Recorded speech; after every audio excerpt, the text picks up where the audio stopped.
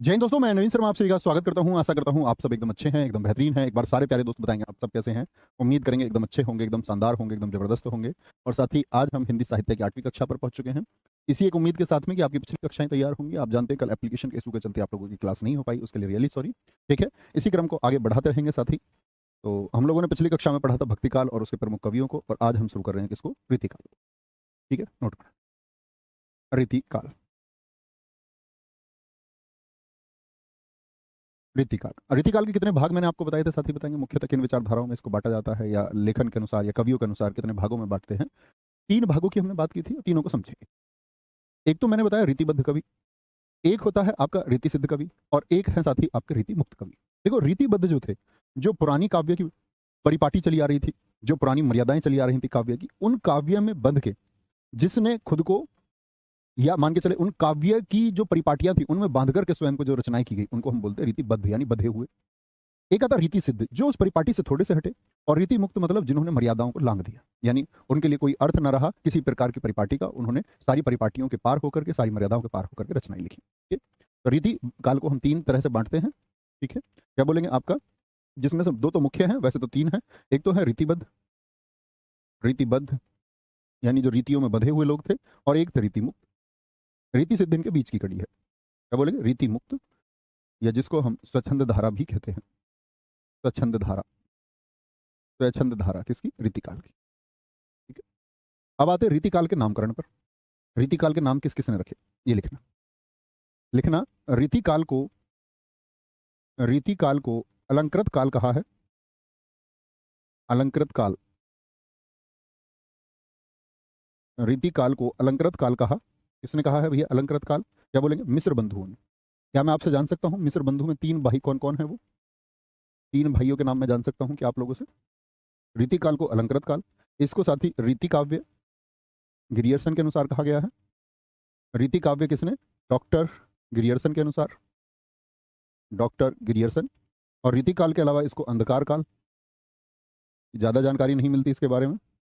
अंधकार काल इसको कहा है साथी आपका त्रिलोचन ने, त्रिलोचन ने। और साथ ही आपका एक चौथा नाम इसके लिए आता है श्रृंगार काल। तो श्रृंगार काल इसको कहा है किसने? आपका विश्वनाथ मिश्र ने। क्या कहोगे? विश्वनाथ मिश्र ने कहा है, या हम कहें विश्वनाथ मिश्र ने क्या कहा है इसको? आपका श्रृंगार काल कहा है। ये क्या है साथी? आपके रीतिकाल के अन्य नाम है। अलंकृत काल, या रीति काव्य बोले, या अंधकार काल बोले आपसे, या फिर साथी आपसे बोले क्या? श्रृंगार काल। ठीक है, कोई दिक्कत कोई परेशानी? बोलेंगे जी बहुत बढ़िया गुरुजी, आज 7वीं क्लास है, 8वीं लिख गया है। हो सकता है साथी, ये सच में 7वीं है, 8 लिखा हुआ था इस पे, तो हो सकता है एक नंबर इधर उधर हो गया हो, उससे कोई दिक्कत नहीं है, घबराने की बात नहीं है कोई भी। गणेश बिहारी हैं जी, श्याम बिहारी हैं, सुखदेव बिहारी हैं, विशाल मिश्रा जी, आपने एकदम से ठीक उत्तर दिया है, बहुत शानदार। ठीक है, अब है बहुत शानदार दोस्त, थैंक यू। तो रीति काल को अलंकृत काल कहा गया है, ये बात याद रखेंगे। अब आती है बात, रीति काल के प्रवर्तक किनको माना गया है? रीति काल के प्रवर्तक, रीति काल के प्रवर्तक, प्रवर्तक का मतलब होता है उस विचारधारा को आगे बढ़ाने वाले। कौन है आपके? रामचंद्र शुक्ल के अनुसार साथी चिंतामणि त्रिपाठी, चिंतामणि त्रिपाठी, चिंतामणि त्रिपाठी जी हैं रीति काल के प्रवर्तक। ठीक है, और इनकी अगर मैं रचना की बात करता हूं, चिंतामणि त्रिपाठी जी की रचनाएं कौन कौन सी हैं? एक तो रामायण रचना इन्होंने की है, रामायण। और एक साथ ही इनकी रचना है श्रृंगार मंजरी। श्रृंगार मंजरी के लेखक कौन है? चिंतामणि त्रिपाठी हैं। एक इनकी रचना रस विलास, को बहुत महत्वपूर्ण आप मार्क करके रखना, रस विलास किसकी है? चिंतामणि त्रिपाठी की है, गलती नहीं कर। ठीक है, चिंतामणि त्रिपाठी। इसी विचारधारा में साथी आगे आते हैं आपके कौन कौन? भूषण। भूषण एक कवि हुए आपका, भूषण। भूषण की रचनाओं को भी हम रीतिकाल में शामिल करते हैं। भूषण की रचनाएं क्या आप बता सकते हैं? जिनकी रचनाएं जानते हो बताने का प्रयास किया करें। एक तो शिवराज भूषण, क्योंकि 2 राजाओं ने इनको आश्रय दिया था महाकवि भूषण को। एक तो साथी छत्रपति शिवाजी महाराज जी थे, और एक थे राजा छत्रसाल। शिवराज भूषण है, छत्रसाल दशक है, छत्रसाल दशक। राजा छत्रसाल के यहाँ भी यहाँ रहे तो उनकी रचना इन्होंने लिखी, और शिवाजी के ऊपर इन्होंने लिखी सेवा बावनी। सेवा बावनी रचना किसकी है? तो ये है आपकी भूषण की। भूषण के अतिरिक्त एक नाम और आता है साथी आपका, कौन सा? घनानंद का। अभी मैं एक अतिरिक्त बात और बताऊंगा, अब ये रचनाएं लिखी हैं इनकी। घनानंद की रचनाओं की जब बात आती है साथी, तो उनकी रचनाएं आती हैं सुजान सार। क्या बोलोगे? सुजान सार। सुजान सार रचना किसकी है? वो घनानंद की है। और ऐसे ही साथी एक नाम आता है आपका, क्या बोलेंगे? चिंतामणि। तो हो ही गए आपके। हाँ, तो अगर मैं बात करूं देखो तीनों लेखकों की, तो जो चिंतामणि है, चिंतामणि और भूषण, चिंतामणि और भूषण, ये दोनों के दोनों हैं कैसे, ये दोनों के दोनों हैं आपके रीतिबद्ध, इनको कहा जाता है रीतिबद्ध कवि, रीतिबद्ध कवि है, ठीक है। लेकिन घनानंद को क्या माना जाता है, रीति मुक्त कवि। और जो घनानंद है, ये प्रमुख नाम है, घनानंद को कहा जाता है रीति मुक्त कवि, यानी रीतियों से मुक्त थे, प्रथाओं से मुक्त कवि एकदम। ये बात आपको पता होनी चाहिए, ठीक है, कोई दिक्कत इस बात में। अच्छा जी, अन्य रचनाओं की बात करें, अन्य रचनाओं में कौन कौन सी रचनाएं आती हैं, जैसे कि भिखारी दास की, भिखारी दास, भिखारी दास के साथ ही कौन सी रचना आती है आपका, शतरंज शतिका, शतरंज शतिका रचना किसकी है, भिखारी दास की है, शतरंज शतिका। मतीराम की, मतीराम की प्रमुख रचनाओं में से ललित ललाम, बहुत पूछी जाने वाली रचना है, ललित ललाम, तीनों रचनाएं इनकी पूछी जाती हैं बहुत, फूल मंजरी और रसराज, फूल मंजरी और साथ ही क्या आपका रसराज, ये किसकी रचनाएं हैं, ये मतीराम की रचनाएं हैं, ठीक है, मतीराम की, मतीराम की। इसके बाद में साथ ही कुछ रीति सिद्ध कवियों में नाम आता है आपका, जैसे एक नाम आता है आपका बिहारी लाल का, ये मध्य में थे, रीति सिद्ध में इनको रखा गया है। बिहारी लाल कैसे थे, रीति मुक्त और रीतिबद्ध के बीच की कड़ी। इनकी रचनाओं की यदि हम बात करते हैं आपसे तो क्या बोलेंगे, बिहारी लाल की बिहारी सतसई है, बिहारी सतसई। अब मेरा प्रश्न आएगा, बिहारी सतसई में कितने दोहे हैं, क्या बोलेंगे, इन्हीं को हम बोलते हैं ब्रजभाषा के कवि थे ये, ब्रजभाषा के ये कवि थे, क्योंकि बिहारी सतसई को इन्होंने साथी एकमात्र रचना इनकी मानी जाती है, 719 दोहे थे, कितने, 719 दोहे, ठीक है, कभी गलती नहीं। तो यहाँ पर जो हमने बात की आपसे, ये भी साथी आपके कैसे हैं, रीतिबद्ध कवि हैं। लेकिन बिहारी लाल कैसे कवि हुए आपके, वो मध्य अर्थात रीति सिद्ध, रीति सिद्ध किसके बीच की कड़ी है, रीतिबद्ध और रीति मुक्त के बीच की कवि है, ठीक है, कोई दिक्कत। चिंतामणि त्रिपाठी हैं, यस पंडित दोस्त, बहुत बढ़िया भैया। भिखारी दास की एक रचना का नाम आपका श्रृंगार निर्णय भी है, समीम अंसारी जी, बहुत शानदार आपने लिखा है, बिल्कुल उनकी एक रचना है साथी, ठीक है, आगे। फिर हम आते हैं साथी आपका आधुनिक काल पर, आधुनिक काल। विभाजन याद है, थम्स अप करके एक बार बताएं, जिस तरह से मैंने विभाजन आपको लिखाया था साथी, उम्मीद करूंगा आप सबको पता होगा। आधुनिक काल में सबसे पहले हमने एक काल पढ़ा था, भारतेंदु काल, क्या बोलेंगे, भारतेंदु काल, भारतेंदु काल, लिखेंगे भारतेंदु काल के प्रवर्तक, भारतेंदु काल के प्रवर्तक कौन थे, तो क्या बोलेंगे भैया, भारतेंदु हरिश्चंद्र, 35 वर्ष का उनका जीवन है, भारतेंदु, क्या बोलेंगे, भारतेंदु हरिश्चंद्र, 35 वर्षों का जीवन, रचनाएं बहुत प्रसिद्ध हैं, 1885। तो भारतेंदु काल का आप मुझे समय बता दीजिए एक बार सारे साथी, याद रखेंगे। भारतेंदु काल को, भारतेंदु काल को हिंदी पुनर्जागरण का या हिंदी का पुनर्जागरण काल कहते हैं, हिंदी का पुनर्जागरण काल कहते हैं, पुनर्जागरण काल, हिंदी का पुनर्जागरण काल कहते हैं, ठीक है, किसको, भारतेंदु काल को, याद रखेंगे। भारतेंदु का जो उपनाम है, भारतेंदु हरिश्चंद्र का, भारतेंदु का उपनाम रशा, क्या बोलते थे इनको, रशा कहते थे, रशा, रशा। इनके जो गुरु थे साथी कौन थे, राजा शिव प्रसाद सितारे हिंद। अच्छा मुझे एक बार बताओ, शिव प्रसाद सितारे हिंद जी को हमने, ये नाम हमने वर्णमाला में लिया था, ये नाम हमने क्यों लिया था, क्या आप बता सकते हैं मुझे, शिव प्रसाद सितारे हिंद, शिव प्रसाद सितारे हिंद। अब साथी बात करेंगे भारतेंदु हरिश्चंद्र जी की रचनाओं की, रचना कौन कौन सी है इनकी। भारतेंदु हरिश्चंद्र जी की रचनाओं में नाम आता है प्रेम, प्रेम से जितनी रचनाएं हैं, जैसे प्रेम मालिका है, प्रेम मालिका है आपकी, प्रेम मालिका, ठीक है। बकरी विलाप है इनकी रचना, बकरी विलाप, बहुत पूछी जाने वाली रचना है, बकरी विलाप। प्रेम से प्रेम सरोवर है आपकी, प्रेम सरोवर है आपका। प्रेम माधुरी है, प्रेम माधुरी रचना किसकी है, प्रेम माधुरी, सॉरी, बकरी विलाप और प्रेम माधुरी रचना किसकी है, तो आप कहेंगे भारतेंदु हरिश्चंद्र जी की। प्रेम फुलवारी किसकी रचना है, प्रेम फुलवारी, और फुलवारी से याद आता है क्या, फूलों का गुच्छा, फूलों का गुच्छा किसकी रचना है, फूलों का गुच्छा किसकी रचना है साथी आपका, ये भी भारतेंदु हरिश्चंद्र की। विजयनी विजय, विजयनी विजय और विजय वैजयंती, विजय वैजयंती, किसकी रचना है ये? आपकी भारतेंदु हरिश्चंद्र की। ठीक है, एक आपका काशी, काशी को छोड़िए, एक आप ये लिख लीजिए वर्षा विनोद किसकी रचना है? वर्षा विनोद, वर्षा विनोद किसकी रचना है? भारतेंदु हरिश्चंद्र जी। आधुनिक काल में हम पढ़ते हैं साथी आपका किसको? अगर हम बात करते हैं तो हम पढ़ते हैं आपका साथी भारतेंदु हरिश्चंद्र जी को। भैया नुक्ता के लिए हम इनको जानते हैं, अभय प्रताप जी, गौरव शर्मा, हर्ष उपाध्याय, आंचल वर्मा, अजय यादव। बहुत बढ़िया, बहुत शानदार। ठीक है, बहुत बढ़िया। क्या बोलेंगे? रचना प्रेम मल्लिका, वक्री विलाप आदि रही। अब आते हैं कुछ कवि ऐसे लिखेंगे जो भारतेंदु मंडल के थे, और फिर लिखेंगे जो भारतेंदु मंडल से बाहर के कवि थे। भारतेंदु मंडल के कवि कौन कौन थे?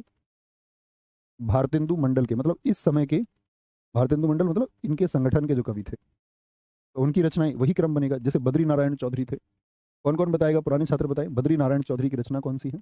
बार बार हम लिखते आए हैं, क्या बोलोगे? पहले कवि थे साथी इसमें आपका बद्री नारायण, बद्री नारायण, बद्री नारायण चौधरी। कौन कौन सी रचनाएं आती है उनकी? वर्षा बिंदु, वर्षा बिंदु, वर्षा बिंदु और लालित्य लहरी, वर्षा बिंदु और लालित्य लहरी, बद्री नारायण चौधरी। दूसरा प्रताप नारायण मिश्र, प्रताप नारायण मिश्र, उनकी रचना है प्रेम पुष्पावली, प्रेम पुष्पावली। ठीक है, भारतेंदु मंडल के कवि प्रेम पुष्पावली। अब प्रेम नाम से हम कंफ्यूज हो जाते हैं कई बार कि भाई भारतेंदु हरिश्चंद्र जी की रचना है, प्रेम उन्हीं की रचना होगा, तो बहुत ध्यान से रहना, प्रेम पुष्पावली, और पुष्प का नाम भी आता है, वह प्रेम फुलवारी है और फूलों का गुच्छा है। ठीक है, गएंगे। प्रताप नारायण मिश्र हो गए। तीसरे थे आपके doctor Jagmohan Singh, doctor doctor Jagmohan Singh, doctor Jagmohan Singh ji की कौन सी रचनाएं हैं? इनकी रचनाओं में नाम आता है हो होरी, हो होरी रचना किसकी है? डॉक्टर जगमोहन सिंह। देवयानी रचना किसकी है? डॉक्टर मनमोहन सिंह, देवयानी।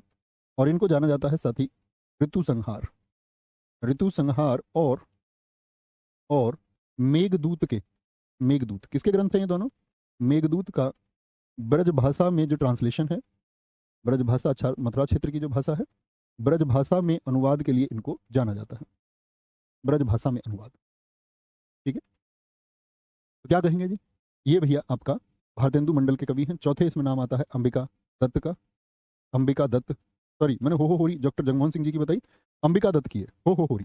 किसकी है? अंबिका, अंबिका दत्त। ये चर्चित रचना रही भारतेंदु मंडल में, अंबिका दत्त व्यास, अंबिका दत्त व्यास की रचना है साथी हो होरी, हो होरी। मेक ए करेक्शन, यहाँ गलत लिख रहे थे, डॉक्टर जगमोहन सिंह नहीं, अंबिका दत्त व्यास की, अंबिका दत्त व्यास की। ठीक है, सौरभ कुमार जी भैया कल के एग्जाम में साहित्य से सभी प्रश्न करके, कल की एग्जाम, कल कौन सा एग्जाम था? अच्छा, रेडियो ऑपरेटर का प्रश्न हुआ होगा। ठीक है सौरभ कुमार जी, बहुत अच्छी बात है साथी, आप करके आएंगे, आपकी मेहनत है। क्या बोलोगे? अंबिका दत्त व्यास हो होरी, हो होरी। इनकी रचना जगमोहन सिंह जी की नहीं, जगमोहन सिंह जी को देवयानी, ऋतु संहार के, इसके लिए हम जानेंगे मेघदूत भाषा में ब्रज अनुवाद के लिए। ठीक है, फिर आता है साथी हमारा क्या, यहाँ पर रखेंगे एक नाम आता है, अगर हम पढ़ते हो आपका भारतेंदु युग के बाद में जो हम द्विवेदी युग बांटते हैं, तो द्विवेदी युग मुझे बताइए कि कितने वर्ष से लेकर के कितने वर्ष तक है? महाकवि कालिदास जी की रचनाएं हैं। रीता किशोर जी एकदम ठीक लिखा है, बोलेंगे फटाफट से, वेरी गुड। तो क्या बोलेंगे भैया? अगला जो काल आता है हमारा उसको हम बोलते हैं द्विवेदी युग, द्विवेदी युग लिखें, द्विवेदी युग। कब से लेकर के कब तक है द्विवेदी युग? 1900 से लेकर के 1918। ठीक है, और द्विवेदी युग को ही हम क्या बोलते हैं? जैसे पुनर्जागरण काल हमने बोला भारतेंदु काल को, इसको कहा जाता है जागरण सुधार काल, जागरण सुधार काल। एक बार तो हिंदी साहित्य कहते हैं कि उसकी प्रगति थोड़ी धीमी पड़ी तो फिर से जागा तो पुनर्जागरण, लेकिन और ज्यादा सुधार हुए वो द्विवेदी युग में हुए, जिसको जागरण सुधार काल कहा गया। और जागरण सुधार काल किसने कहा है? जागरण सुधार काल किसने कहा है? तो आप कहेंगे जागरण सुधार काल डॉक्टर नरेंद्र ने कहा है। किसने? डॉक्टर नागेंद्र ने कहा है, डॉक्टर नगेंद्र ने कहा है जागरण सुधार काल इसको। ठीक है, अच्छा जी, अगर हम बात करते हैं तो उसी तरह से सबसे इंपॉर्टेंट है कि द्विवेदी युग के दौरान की रचनाएं भी आपसे साथ ही पूछी जाएंगी। और द्विवेदी युग के दौरान की पूछे जाने वाली रचनाओं में से सबसे प्रमुख रचना कौन सी आती है? जैसे हम बात करते हैं आपका श्रीधर पाठक की रचनाएं, श्रीधर पाठक, श्रीधर पाठक की कौन कौन सी रचनाएं हैं साथी आपका? तो एक आता है गुणवंत हेमंत, गुणवंत हेमंत रचना किसकी है? श्रीधर पाठक की रचना है, श्रीधर पाठक की, जिसको बोलते हैं खड़ी बोली की पहली कविता, खड़ी बोली, खड़ी बोली की, खड़ी बोली की पहली कविता इसको कहा जाता है खड़ी बोली की पहली कविता कौन सी है साथी? आपका गुणवंत हेमंत। ठीक है, कविता। कश्मीर सुषमा किसकी रचना है? कश्मीर सुषमा किसकी रचना है? ये श्रीधर पाठक की रचना है, श्रीधर पाठक की। वनाष्टक किसकी रचना है? वनाष्टक। भ्रमर गीत किसकी रचना है? भ्रमर गीत। एक और बताया था मैंने, भ्रमर गीत किस काव्य के अंतर्गत लिखे गए? किस काव्य के अंतर्गत? दूसरे आते हैं इसमें महावीर प्रसाद द्विवेदी, द्विवेदी युग में। और द्विवेदी युग का नामकरण किन के नाम पर है? महावीर प्रसाद द्विवेदी की हजारी प्रसाद द्विवेदी? कितने साथी बता सकते हैं इस बात को? महावीर प्रसाद द्विवेदी, महावीर प्रसाद द्विवेदी, जिनकी रचनाएं गंगा लहरी, गंगा लहरी और आपका काव्य मंजूषा, काव्य मंजूषा, इसकी रचनाएं हैं महावीर प्रसाद द्विवेदी की। तीसरे आते हैं साथी इसमें अयोध्या सिंह उपाध्याय हरिओद। अयोध्या सिंह उपाध्याय, कभी कभी एग्जाम में क्या करता है कि सिर्फ हरिओद पूछ लेगा, हरिओद किसका टाइटल है, नाम पूछ लेता है सिर्फ। अयोध्या सिंह उपाध्याय हरिओद, जैसे अज्ञे जी का नाम कई बार पूछ लेता है, हरिओद। तो ये क्या है? इनका टाइटल है। इनकी रचनाओं की बात करते हैं तो साथी क्या बोलते हैं? पहली बात तो याद रख लेना, इनको आधुनिक काल का सूरदास हम कहते हैं। आधुनिक काल का सूरदास किसको कहा जाता है? आधुनिक काल का सूरदास किसको कहा जाता है? तो हम कहेंगे, क्या बोलेंगे? आपका अयोध्या सिंह उपाध्याय हरिओद को कहा जाता है। ठीक है, अच्छा लिखेंगे इसी में। पूछ ले किसके अनुसार कहा जाता है जी? तो किसके अनुसार कहेंगे? गणपति चंद्र गुप्त के अनुसार। किसने कहा? गणपति चंद्र गुप्त ने कहा, गणपति चंद्र गुप्त के अनुसार, गुप्त ने कहा, ये लिख लीजिए, गणपति चंद्र गुप्त ने कहा इनको आधुनिक काल का सूरदास। ठीक है, इनकी रचनाओं की साथ ही बात करें तो रचनाओं में कौन कौन से नाम आते हैं? इनकी रचनाओं में पहला नाम आएगा प्रिय प्रवास, सबसे चर्चित है और परीक्षाओं में पूछा भी जाता है। प्रिय प्रवास पूछा जाएगा, प्रिय प्रवास को किस भाषा में लिखा गया? तो क्या बोलेंगे भैया? प्रिय प्रवास एक ऐसी रचना है जिस पर अयोध्या सिंह उपाध्याय हरिओद को मंगला पारितोषिक पुरस्कार भी मिला। मंगला पारितोषिक, मंगला पारितोषिक पुरस्कार प्राप्त है। कभी आपसे पूछे उनको किस रचना पर मंगला पारितोषिक दिया गया, तो आप कहेंगे प्रिय प्रवास पर। प्रिय प्रवास की यदि साथी हम बात करें, इसका जो पूर्व नाम था वो वज्रांगना विलाप था। प्रिय प्रवास का पूर्व नाम क्या था? व्रजांगना, व्रजांगना विलाप। और व्रजांगना विलाप मतलब ब्रज क्षेत्र समझते हैं ना आप? ब्रज, मथुरा वाला क्षेत्र। और अंगना किसको कहते हैं? अंगना का अर्थ बताएं सारे साथी, आप कहेंगे महिला को भी। तो ब्रज क्षेत्र की जो अंगना यानी स्त्रियां विलाप कर रही हैं। क्यों? जब भगवान श्री कृष्ण कहाँ जा रहे हैं? आपका अपने जन्मभूमि से कहाँ जा रहे हैं? मथुरा जा रहे हैं। मथुरा जो उनका प्रस्थान है, तो उस समय पर जो महिलाएं वहां पर रो रही हैं, जो अंगना अर्थात स्त्रियों का जो विलाप है, उसको लेकर के लिखा गया है प्रिय प्रवास। बहुत चर्चित रचना है। और यहाँ से प्रश्न पूछा जाता है, खड़ी बोली का प्रथम महाकाव्य इसी को बोलते हैं। खड़ी बोली का, खड़ी बोली का प्रथम, खड़ी बोली का साथी प्रथम महाकाव्य कौन है? वह आपका बोलेंगे जी प्रिय प्रवास है। कहानी समझ गए क्या है? प्रिय प्रवास। अगर दूसरी रचना की साथी हम बात करें आपसे तो वैदेही वनवास है। वैदेही वनवास किसकी रचना है? बहुत पूछी जाती है। वैदेही वनवास। चोखे चौपदे, चोखे चौपदे और चुभते चौपदे, चोखे चौपदे और चुभते चौपदे, चुभते चौपदे किसकी रचना है? ये भी इन्हीं की रचना है। ठीक है, प्रेम प्रपंच किसकी रचना है? प्रेम प्रपंच, ये भी अयोध्या सिंह उपाध्याय हरिओद की रचना है, प्रेम प्रपंच। ठीक है, पारिजात बहुत पूछी जाने वाली रचना है। पारिजात किसकी रचना है? वो भी इन्हीं की रचना है साथी आपकी। रस कलश पूछ ले आपसे। देखो, अगर कभी मिलते जुलते नाम की रचनाएं आपको दिखे तो आपको ये नहीं सोचना है, क्योंकि परीक्षा में क्या होगा कि वो एक ही विकल्प देगा। उसको भी पता है कि अगर दो विकल्प दे दिए तो फिर उत्तर क्या होंगे? दोनों ठीक मानने पड़ेंगे। ठीक है, दोनों ठीक मानने पड़ेंगे। तो ये अयोध्या सिंह उपाध्याय की रचनाएं हैं। प्रिय प्रवास कभी नहीं भूलना। वैदेही वनवास, चोखे चौपदे, ये काव्य की रचनाएं हैं। अभी कई साथी ऐसे होंगे जो ये सोचते होंगे कि भैया रचनाएं कुछ छूट रही हैं। जैसे मान के चलो अयोध्या सिंह उपाध्याय हरिओद की और रचनाएं, तो साथी ये अभी हम काव्य रूप पढ़ रहे हैं, फिर गद्य रूप पढ़ेंगे। ठीक है, तो उसके लिए चिंता नहीं करनी, आपको सिर्फ क्या है, जो हम पढ़ें उसको बहुत अच्छे से रिवाइज करना है। अगले इसी में आते हैं मैथिली शरण गुप्त द्विवेदी युग के अनुसार। मैथिली शरण गुप्त, और मैथिली शरण गुप्त की साथी अगर मैं रचनाओं की बात करूं तो कौन कौन सी रचनाएं आप कहेंगे? इन्हीं को कहते हैं हम आधुनिक युग के तुलसीदास। रामचंद्र शुक्ल जी के अनुसार आधुनिक युग का तुलसीदास किसको कहा गया है? तो मैथिली शरण गुप्त को कहा गया है। मैथिली शरण गुप्त। कौन कौन सी रचनाएं हैं मैथिली शरण गुप्त की? जयद्रथ वध 1910 में लिखी, जयद्रथ वध। अब क्योंकि ये रचना 1910 में लिखी गई, इसीलिए किस में आती है? द्विवेदी युग में आती है, 1910 में लिखी गई। फिर इन्होंने एक रचना लिखी किसान, 1917 में लिखी थी। क्या बोलोगे? किसान रचना लिखी आपका। गुरुकुल रचना लिखी, गुरुकुल, गुरुकुल रचना लिखी। गुरुकुल के बाद में झंकार और द्वापर की रचनाएं की, झंकार और द्वाकर। झंकार और द्वापर की रचनाएं की। ठीक है, झंकार और द्वापर। द्वापर के बाद में आपका साकेत, क्या बोलोगे? साकेत प्रमुख रचनाओं में से एक है। भारत भारती बहुत चर्चित रचना है, और किस वर्ष की थी? 1912 में। 1912 में। अच्छा, राष्ट्रकवि किसको हम बोलते हैं बताएंगे जरा? तो इसी रचना से वो चर्चित घटना आती है। इसी रचना के बाद में महात्मा गांधी जी ने इनको क्या कहा था? महात्मा गांधी जी ने इनको कहा था राष्ट्रकवि। मेघनाथ, मेघनाथ वध, जयद्रथ वध और मेघनाथ वध। ठीक है, क्योंकि रामायण की इनकी बहुत सारी रचनाएं रही हुई। जयद्रथ आपका या मेघनाथ ये कहाँ पर है? रामायण में है। और रामायण की रचना किसने की? आप कहेंगे रामचरितमानस की रचना किसने की? तो आप कहेंगे तुलसीदास ने। तो इनकी बहुत सारी रचनाएं जो है वो रामचरितमानस से प्रेरित रही। ठीक है, जिसका व्याख्यान इन्होंने किया। क्या बोलेंगे? इसी रचना के, इसी रचना पर और एक व्यक्ति का नाम और आता है जो आपको कंफ्यूज करता है, बताएंगे राष्ट्रकवि किनको?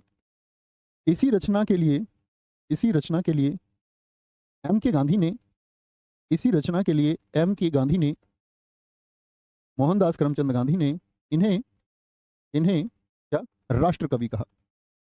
राष्ट्रकवि कहा। मोहनदास करमचंद गांधी जी ने क्या कहा? इनको राष्ट्रकवि कहा।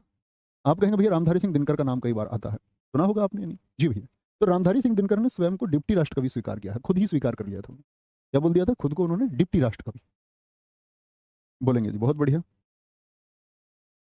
भैया। एक पारिजात शर्मा की है जिन्होंने, भाई नहीरा शर्मा की नहीं, नासिरा शर्मा की है। बिल्कुल है, मैंने कहा ना एक से ज्यादा नाम से रचनाएं हो सकती हैं।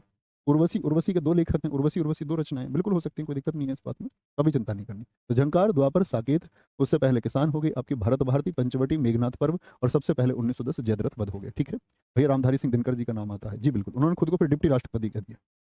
ठीक, अब आते हैं आगे। द्विवेदी मंडल से बाहर के कवि, द्विवेदी मंडल से जो बाहर के थे, द्विवेदी मंडल से बाहर के कवि, से बाहर के कवि कौन कौन है? द्विवेदी मंडल से बाहर के कवि, क्या बोलेंगे? इसमें एक नाम आता है आपका साथी कामता प्रसाद गुरु का। कामता प्रसाद गुरु का नाम आता है। और कामता प्रसाद गुरु की कौन कौन सी रचनाएं हैं? क्या बोलोगे? इनकी रचना का नाम है साथी पद्य पुष्पावली। पद्य पुष्पावली किसकी रचना है? तो आप कहेंगे पद्य पुष्पावली भैया कामता प्रसाद गुरु की रचना है। विनय पचासा किसकी रचना है? विनय पचासा इन्हीं की रचना है। और साथ ही आपका क्या बोलोगे? भौमासुर वध, भौमासुर वध किसकी रचना है? भौमासुर वध किसकी रचना है? भौमासुर वध इन्हीं की रचना है। और आप लोग जानते ही हैं कामता प्रसाद, जैसे किशोरी प्रसाद वाजपेयी मैंने कहा, तो इनको हिंदी ग्रामर में बहुत आपका क्या मानते हैं, सम्मानीय स्थान है इनका। हिंदी भाषा के पाणिनि, अर्थात हिंदी भाषा में जो व्याकरण के सबसे अच्छे नियम दिए, सबसे परिष्कृत नियम दिए, वो कामता प्रसाद गुरु ने दिए। जैसे संस्कृत व्याकरण में प्रथम व्याकरण कौन है? वो पाणिनि है, तो उन्हीं के नाम से।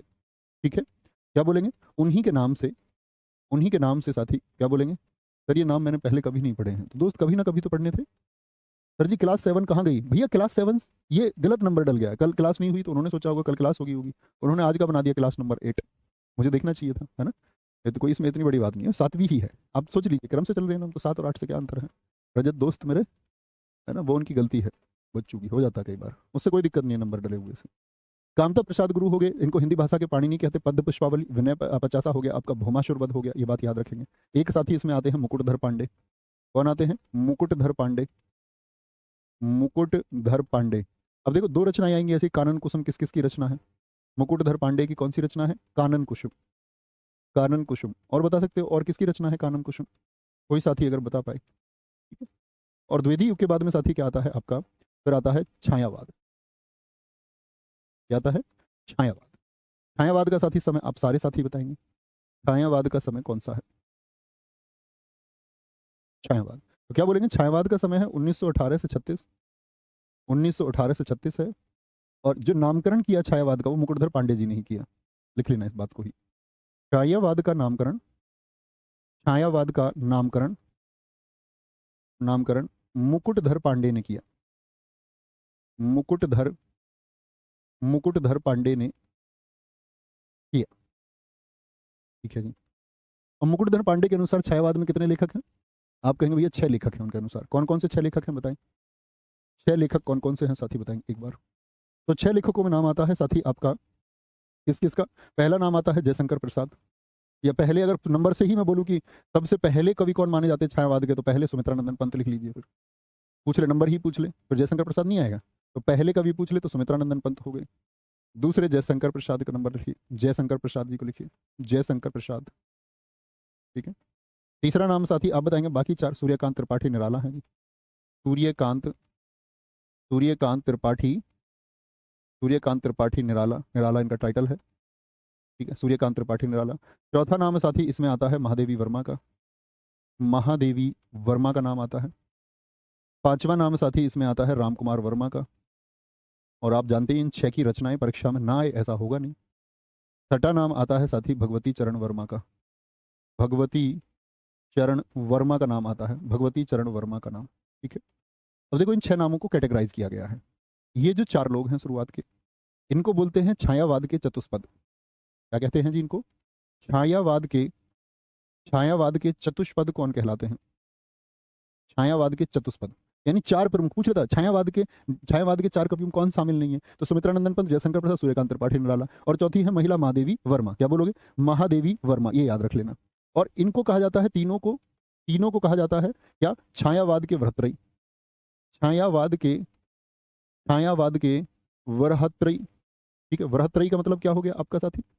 तो वृहत्रयी आप बोलेंगे कि भैया तीन वृहत कवि जिनको कहा गया छायावाद के। ठीक है। और जैसे ये बाकी के तीन हैं, इनको कहा जाता है छायावाद के लघुत्रयी। क्या बोलोगे? छायावाद के लघुत्रयी, छोटे देवता मतलब ये उसके, छायावाद के लघुत्रयी, ये तीनों। ठीक है। और अगर बात करूं सुमित्रानंदन पंत की, तो इनको हम बोलते हैं क्या आपका? विष्णु, विष्णु। जयशंकर प्रसाद जी को हम कहते हैं ब्रह्मा, ब्रह्मा। और सूर्यकांत त्रिपाठी निराला को महेश कहा जाता है, महेश। तो वह कौन है जिसको छायावाद का विष्णु, छायावाद का ब्रह्मा या छायावाद का महेश कहलाता है? सर जी सुमित्रानंदन पंत जी नर हैं या मादा? भैया सुमित्रानंदन पंत जी नर हैं आपके, प्रथम पुरुष हैं साथी आपके, जिनको ज्ञानपीठ पुरस्कार मिला 1968 में। मादा सिर्फ इसमें एक है, महादेवी वर्मा। ठीक है। बहुत बढ़िया। सुधीर यादव जी पूछ रहे हैं सर साहित्य से कितने क्वेश्चन आते हैं? बेटा ये नहीं लिखा हुआ सिलेबस में मेरे भाई, मेरे बड़े भाई, ये कहीं नहीं लिखा हुआ कितने पर्सन आएंगे, नॉट श्योर। आप पिछली कक्षाएं नहीं करते हैं, क्या करो? करोगे तो अच्छा रहेगा, नहीं करोगे तो बिल्कुल अच्छा नहीं रहेगा। तो शुरू करते हैं साथी आपका जयशंकर प्रसाद जी से। क्या बोलोगे? जयशंकर प्रसाद, जयशंकर प्रसाद, जयशंकर प्रसाद जी से। जयशंकर प्रसाद जी के गुरु बताएं कौन थे? जयशंकर प्रसाद जी के जो गुरु हैं साथी, जयशंकर प्रसाद जी के गुरु थे मोहिनी लाल, मोहिनी लाल। मैं एक एक रचना जानना चाहूंगा, कोई एक रचना तो आप जानते होंगे, वो लिखें। कौन कौन सी रचनाएं हैं इनकी, इनके बारे में जानें। जयशंकर प्रसाद जी का जो उपनाम है, इनका उपनाम है अजात शत्रु, अजात शत्रु नहीं, सॉरी, कलाधर। अजात शत्रु याद आ रहे, कलाधर। क्या बोलोगे? कलाधर इनका उपनाम है। इनकी जो पहली कविता है, उन्होंने किस वर्ष लिखी बताएंगे? जो पहली कविता लिखी जयशंकर प्रसाद जी ने साथी, अपनी पहली कविता लिखी 1906 में, जिसका नाम था सावन पंचक। क्या बोलोगे? सावन पंचक इनकी पहली कविता थी, कब की? 1906 की। लेकिन मैं बोलूं पहली छायावादी कविता, तो क्या छायावाद 1906 में है? भाई छायावाद का काल कितना? 1918 से 36 है। तो ये तो छायावाद की नहीं है रचना, यानी छायावाद के समय से पहले लिखी है। मैं आपसे बोलूं जयशंकर प्रसाद जी की पहली छायावादी कविता कौन सी है?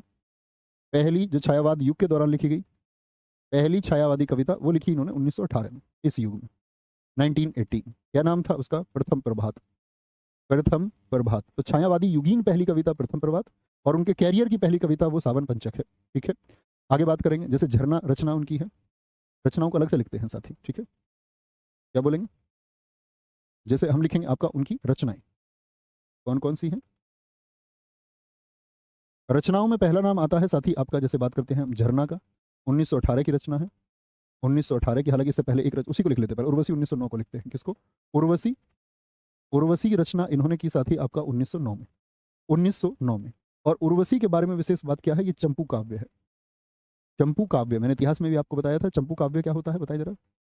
चंपू काव्य उसको कहते हैं भाई जो आपका प्रोज एंड पोइट्री दोनों में लिखा जाए, यानी गद्य और पद्य दोनों में लिखा जाता है, गद्य और पद्य दोनों में, समझिए, प्रोज एंड पोइट्री। तो उर्वशी 1909 की रचना, कई बार क्रम भी पूछता है, उर्वशी 1909 की रचना रही। और अगर हम बात करते हैं आपका दूसरी झरना, झरना 1918 की रचना है।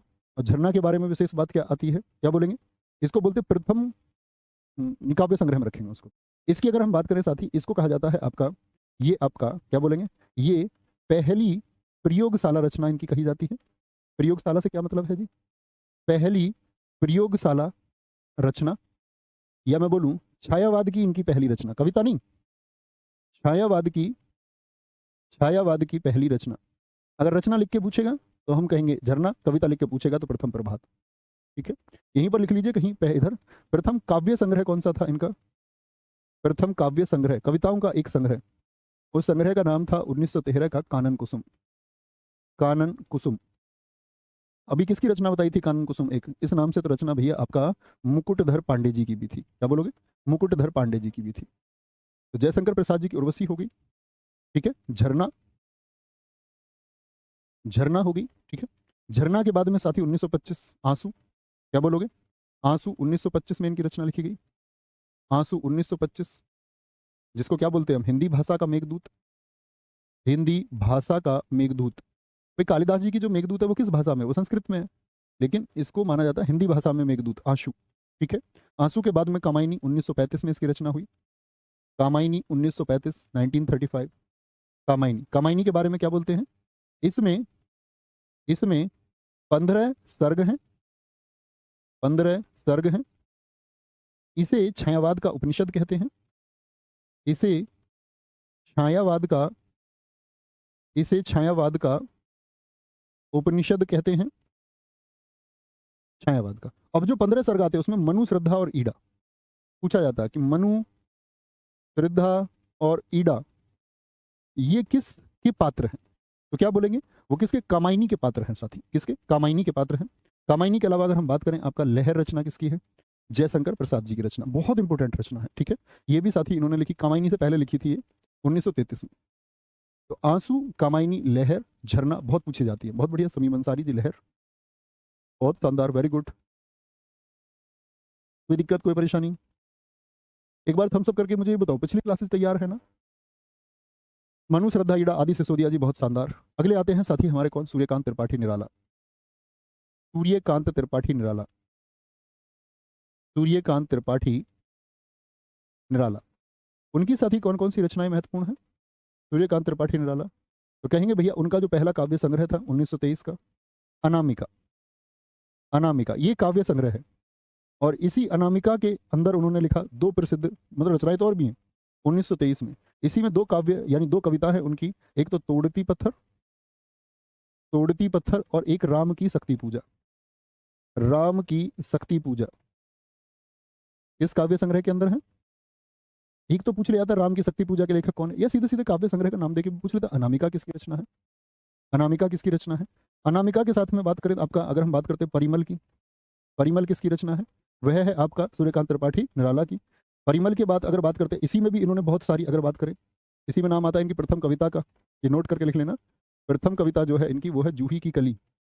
प्रथम कविता, प्रथम कविता कौन सी थी इनकी? प्रथम कविता है जूही की कली।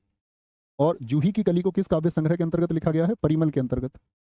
प्रथम कविता क्या बोलोगे? जूही की कली। तो जो परिमल है, परिमल के अंतर्गत भी इन्होंने, परिमल के अंतर्गत भी इन्होंने क्या किया साथी आपका? उसके परिमल के अंतर्गत भी इन्होंने क्या की? कविताएं लिखी, जिसमें नाम आता है आपका सांध्य सुंदरी का।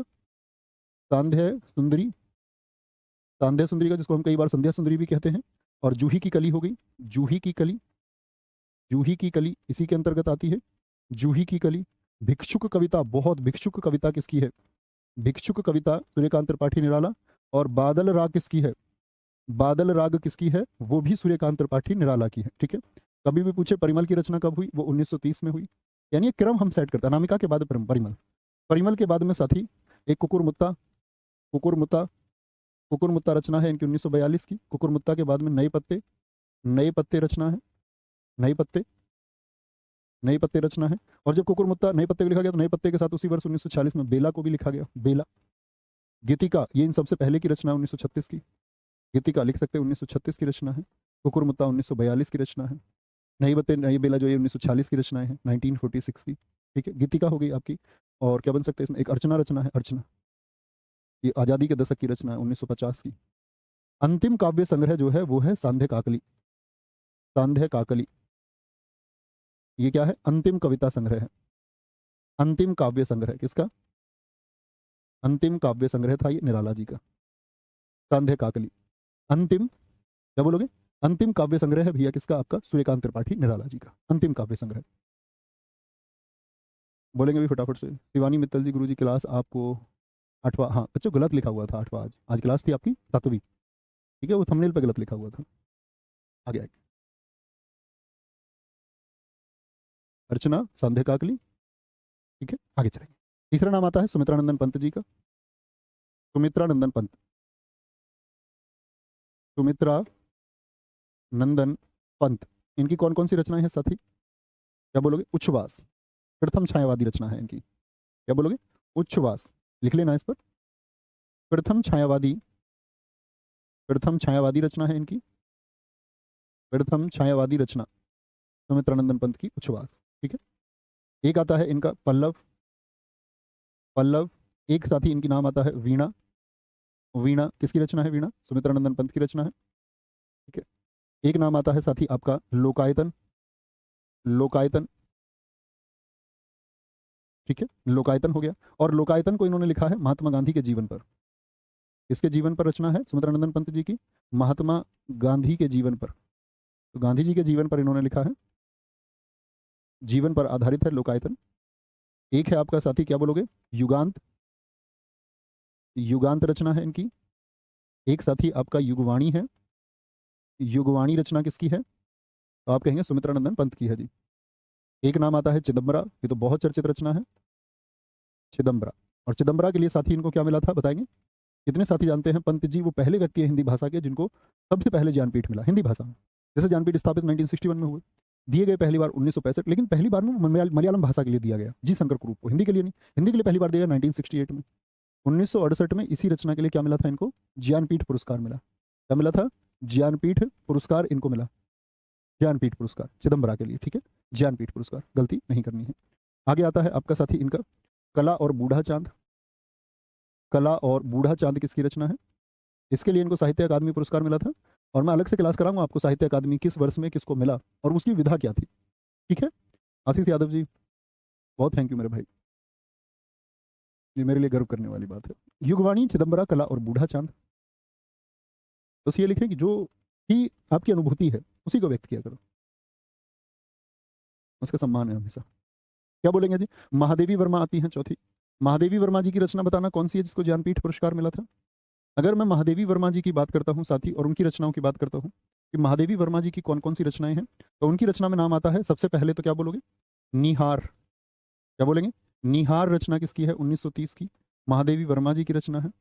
यामा 1940 की है। यामा की रचना किस वर्ष हुई? 1940 में। और ये क्या है? ये बनी महादेवी वर्मा जी, बाद में 1982 में क्या मिला इस रचना को? ज्ञानपीठ मिला। और ये पहली महिला बन गई हिंदी की, हिंदी की। ओवरऑल अगर बात करें महिला तो वो आशापूर्णा देवी हैं, जिनको आपका मिला था किसके लिए? बंगाली भाषा के लिए मिला था, लेकिन हिंदी भाषा में ये पहली महिला है, हिंदी भाषा। ठीक है, यामा। और इसीलिए इनको जब बहुत प्रसिद्धि मिली तो इनको बहुत सारे नाम दिए गए। तो जैसे एक नाम इनका आता है, क्या बोलते हैं, एक नाम अगर आपसे कभी पूछे, बहुत चर्चित नाम है, आधुनिक युग की मीरा किसको कहा जाता है? आधुनिक युग की मीरा, महादेवी वर्मा। आधुनिक युग की मीरा कौन है? महादेवी वर्मा। और साथ में क्या बोलते हैं इनको? हिंदी के विशाल मंदिर की, हिंदी के विशाल मंदिर की वीणा पाणी, यानी माँ सरस्वती से तुलना की गई है। हिंदी के विशाल मंदिर की, विशाल मंदिर की वीणा पाणी। वीणा पाणी कौन है साथी आपका? आप कहेंगे भैया महादेवी वर्मा जी को कहा जाता है, महादेवी वर्मा जी को कहा जाता है। अन्य रचनाएं कौन कौन सी हैं साथी? निहार हो गई, यामा हो गई, नीरजा रचना किसकी है? इन्हीं की है, नीरजा। रश्मि रचना की बात करें किसकी है? महादेवी वर्मा जी की रचना है, रश्मि। दीप शिखा किसकी रचना है? दीप शिखा, आप बोलेंगे महादेवी वर्मा जी की रचना है जी दीप शिखा। ठीक है, दीप शिखा के साथ में आपका साथी क्या आता है? सांध्य गीत आता है। सांध्य गीत किसकी रचना है? महादेवी वर्मा जी की रचना है। और निहार हो गई, नीरजा, निहार तो हम लिख चुके, सॉरी, निहार हमने लिख लिया, 1930 शुरुआत का है। ठीक है, फिर आते हैं साथी हमारे क्या, राष्ट्रीय सांस्कृतिक धारा के कवि लिखेंगे। उनमें से जो दो बचे हुए राम कुमार वर्मा जी, उनको लिखेंगे हम। पहले यहाँ पर लिखिए राष्ट्रीय सांस्कृतिक धारा के कवि, सांस्कृतिक धारा, जिन्होंने वीरता से भरी रचनाएं लिखी। राष्ट्रीय सांस्कृतिक धारा के कवि, धारा के कवि कौन कौन है?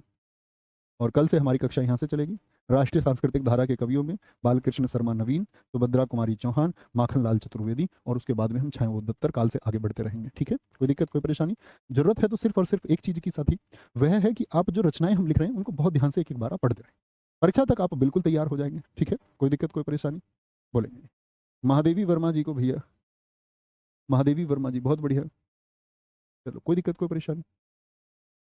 कोई दिक्कत? आदित्य तिवारी जी बहुत शानदार, सर जी इतना सब कैसे याद होता है? जिसको करना होगा वो कर लेगा। आपको लगता है कि गवर्नमेंट आपको पूरे जीवन, आपको रेपुटेशन भी चाहिए, 4 स्टार भी चाहिए और पूरे जीवन भर तनख्वाह भी चाहिए, प्रेस्टीज प्रतिष्ठा भी चाहिए पूरी ज़िंदगी। और जब पढ़ने की बारी आती है तो कोई-कोई छात्र एकदम से घुटनों पर आ जाता है, कहता है मैं ये कैसे करूँगा? यदि आप नहीं कर पाएँगे तो इसका मतलब ये नहीं कोई और नहीं कर पाएगा। आप नहीं कर पाओगे तो कोई और करेगा, उसको जॉब मिलेगी। ये किसने कहा कि आप कैसे कर पाएँगे? तो कैसे का जवाब भी आपके पास होना चाहिए। कैसे कर पाएँगे? क्या बोलेंगे भैया पढ़ के कर, याद करके, रिवीजन से कर पाएँगे और यदि आप इतनी बात नहीं जानते हैं कि आप रिवीजन से भी नहीं कर पाएँगे तो बड़ी दिक्कत की बात हो जाएगी। कमज़ोर साथी ना बने, एक होशियार छात्र बने और जब पहली बार हम पढ़ते हैं, चीज़ें अपरिचित हमसे होती हैं, जब आप पढ़ेंगे बार-बार तो पता चलेगा आपको यामा क्या है। तो वो एक बार में फिर निश्चित हो जाती है। ठीक है? तो ख्याल रखिए अपना बहुत सारा। बाय-बाय, टेक केयर, जय हिंद, जय भारत, नमस्ते, थैंक यू, जय हिंद।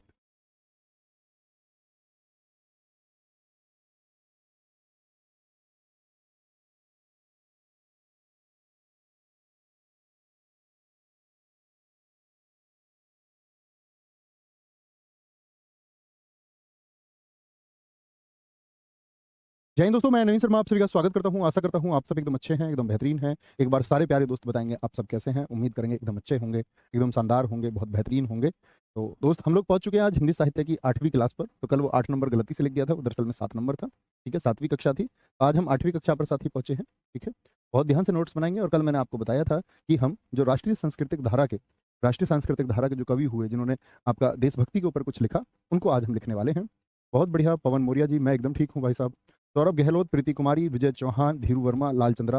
अब जैसे मैं बैठे बैठे लिखता हूँ तो अब अभी फिलहाल मेरे पैर सोया हुआ है। पैर सोना जानते हो? पैर जो सो जाता है।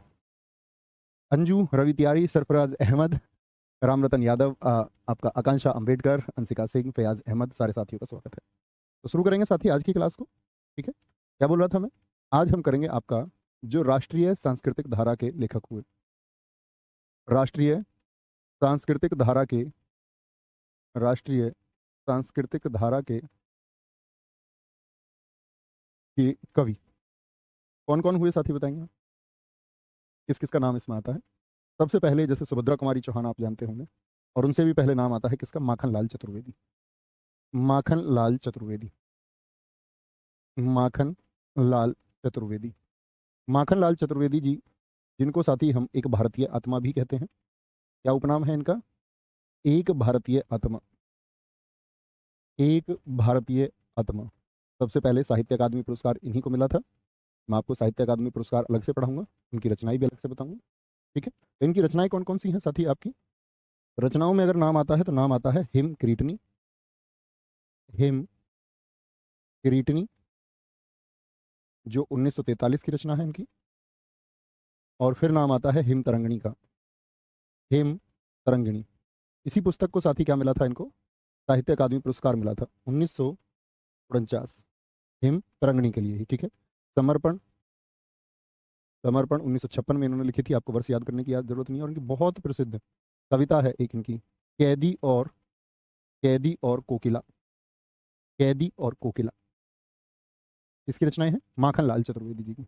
जब हम साहित्य अकादमी पुरस्कार पढ़ेंगे तब हम जानेंगे साथी कि इनको सबसे पहले साहित्य अकादमी पुरस्कार मिला था 1955 में। और किस रचना के लिए मिला? हिम तरंगिणी के लिए मिला।